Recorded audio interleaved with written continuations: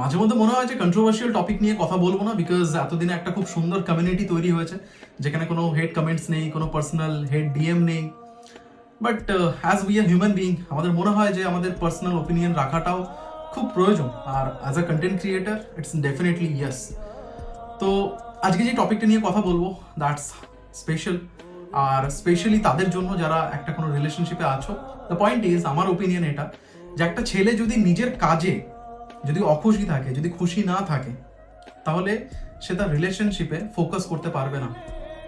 ঠিক একইভাবে একটা মেয়ে যদি নিজের রিলেশনশিপে যদি খুশি না থাকে, অখুশি থাকে, তাহলে সে নিজের কাজে ফোকাস করতে পারবে না। আর এখান থেকে খুব সুন্দর একটা জিনিস শিখতে পাই আমরা, যে কে কোনটাকে বেশি প্রায়োরিটি দিলে রিলেশনশিপটা বেশি ভালো থাকবে।